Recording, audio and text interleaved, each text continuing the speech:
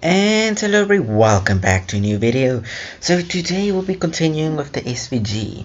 Now if you haven't watched my previous two videos, I suggest you at least watch my previous video if you don't know much about SVGs. And yeah, it just helps you get kind of into things.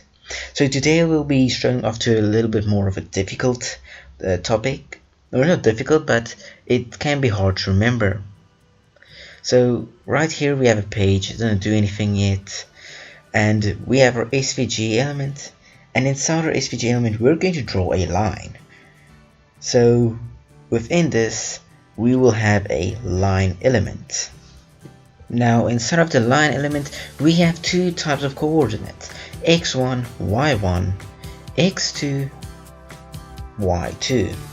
Now these are really important that you can understand them. x1 and y1 are their starting positions of the line. If you watch my previous video, this shouldn't look too hard, but the x-axis, it starts at 10 with the x-axis on this demonstration right here. And on the y-axis, it also starts at 10. Then on the second x, x2, this is where it ends. x2 and y2 is exactly where it ends. So it ends at x coordinate 200 and y coordinate 100. Now, if we're going to refresh the page, nothing should happen. That is why in order to see it, we shall be adding some CSS. So we shall just say style, and then we will make the stroke color black. Stroke just means the line. So now if we refresh the page, you can see one beautiful line right there. Also, as you can see, it starts from 10 pixels from the top and the left, and then it ends at the ton of pixels from the y and the x-axis.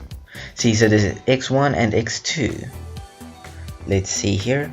As you can see there, we have x1 and x2, and yeah, so first let's continue with the style and then we can explain that a little bit later.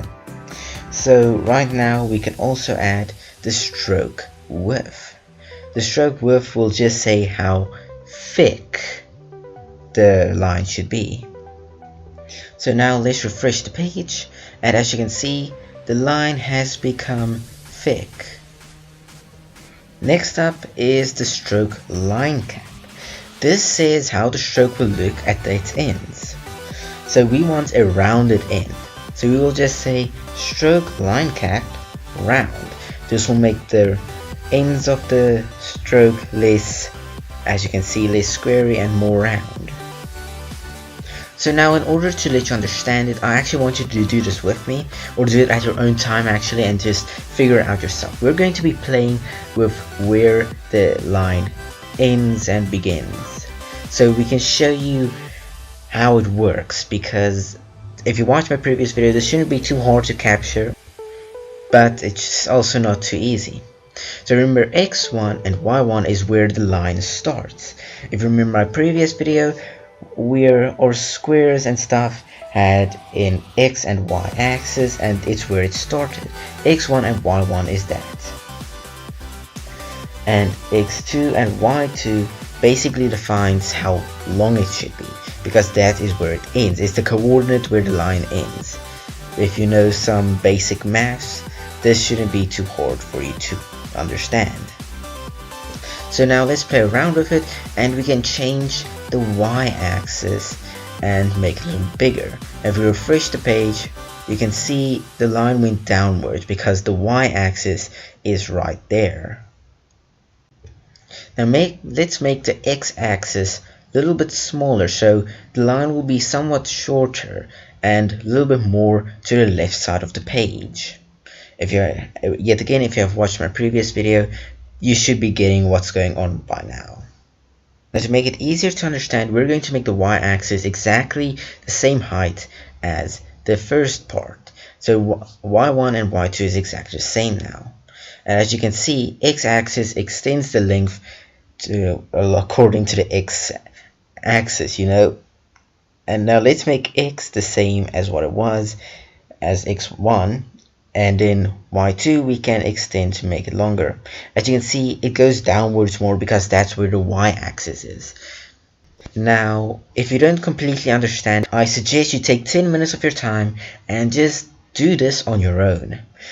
Just practice it and you'll figure it out on your own, because we as humans are just capable of doing that. Right now we'll be going to polylines, and polylines are slightly harder to understand than normal lines. And yeah, so come back after you have practiced it, or continue watching if you completely understand what's happening.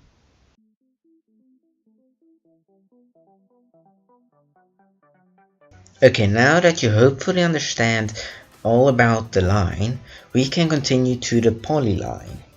So let's create our polyline SVG. Now, what is a polyline? It is basically a line just extended and can turn around. The line element is only one line and can only go up until one part. You don't want a ton of line elements attaching to one another, because it's going to be a lot of effort.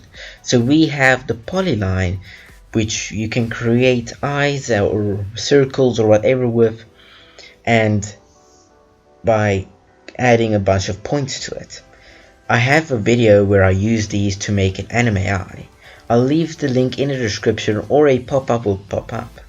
Now, how a polyline looks is basically, let's just do this. Okay, that's a little bit big. Okay, so the polyline is basically this. It extends and makes a bunch of, you can see a bunch of places where it just turns randomly. Now, a line is just basically a boring dot, while a polyline is basically a little bit different, as you could see. Now let's get started by explaining it.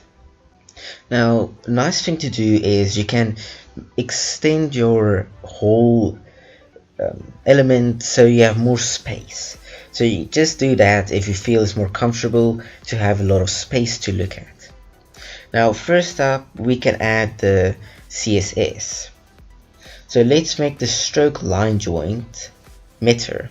Now, you remember how the line looked before we made it round? Yeah, it's going to look like that each time the line turns.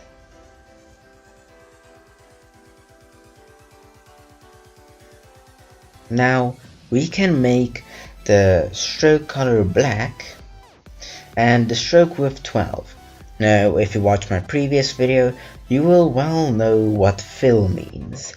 But if you didn't, fill means that you are giving it a color on the inside.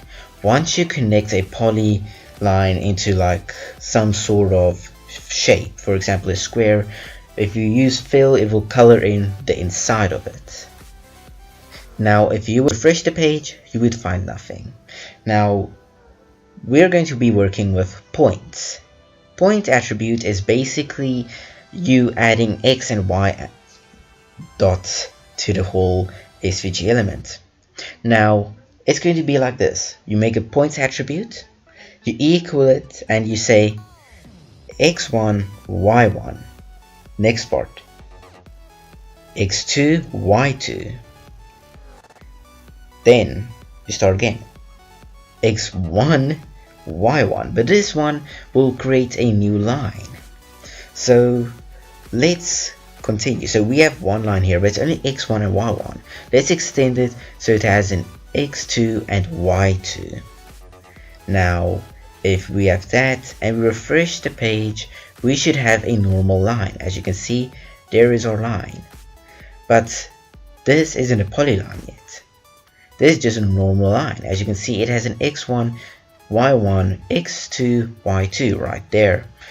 Now we're going to basically add an x free and a y free. Now you will finally understand what a polyline is after we have done this.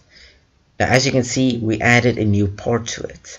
We made its x-axis 200 and its y-axis 100. Let's add one more part so we can help you guys like understand this. So let's give it another x and y, and as you can see, it continues going to where you set it. Now, I personally suggest you all try this on your own for a while and just get the hang of it, because at the beginning it might be pretty hard to understand. Now, if you remove the line joint nothing will be different because it is kind of, meter is basically the default. Now we'll be adding a few more, so you can just also get the hang of what will be happening here when you set it to whichever you set it. Now first, what you want to do is you want to make it round. So now if you look at the corners, they were rounded. Now this is basically exactly the same as the one we used with the lines. Now there's also another one which is called, I'm hoping that I'm saying it right, but it's called Bevel. Now this just makes your line look like it's being cut off from where it is. As you can see, it's kind of like a straight there. It doesn't really look nice to me, but you can use it. Then there's one more called Inherit. Now I'm going to not explain Inherit right now. Once we get started with CSS, I'll be explaining all about it. Now right now it won't do anything, but once you get started with CSS, you will understand what I mean. Now that's all you have to do, guys. I suggest you train it, just practice a little bit. Next time we'll do a few things like Eclipse and Polygon. Now thank you all for watching. See you all in the next video, and please practice this before the next video as well. Goodbye.